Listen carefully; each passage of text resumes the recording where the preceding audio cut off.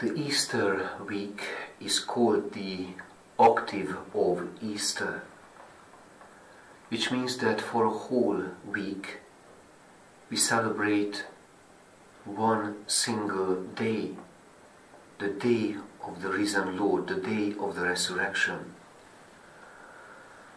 This week is an opportunity to continue our joy of Easter by putting it into practice. It's a time for learning to live our days with the risen Lord.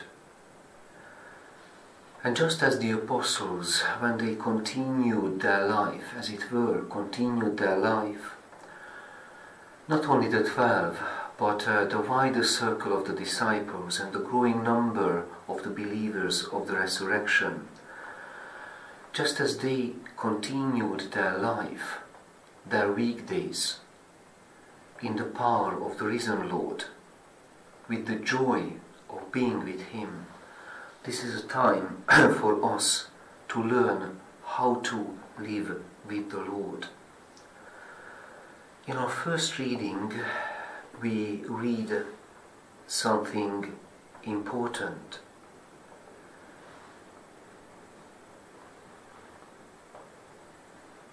Saint Peter explains to the Jewish people, to his audience, to his Jewish audience, that Jesus was among you,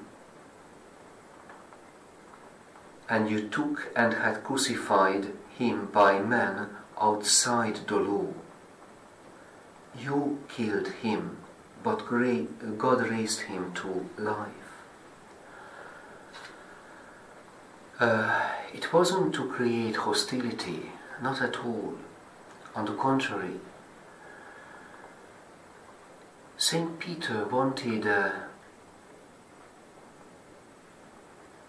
them to understand that Jesus was one of them, that Jesus was theirs, and they excluded him, ejected him from within their own community.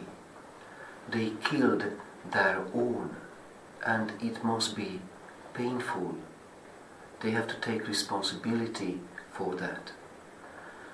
But God raised him from the dead. In this Easter week, we can learn with this that there are times when we don't live with Christ. Our faith and life has its ups and downs, so there are times when we deny the Lord, when we engage with our lifestyle in the life of the world, doing nothing seriously wrong, just becoming indifferent, spending time, hours or days in oblivion, when we don't make an effort to reconnect with the Lord, when we somehow ignore our days to be lived in the light of the resurrection. And the same applies to our connections and relations.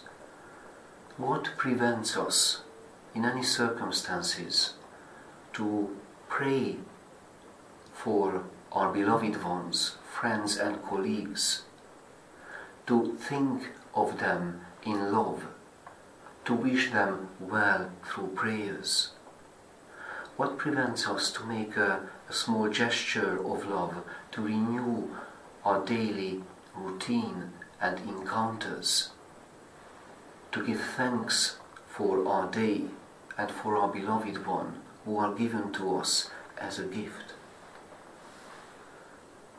So let us live this Easter week as our joyful learning curve, to learn that the Lord, the risen Lord, is always near.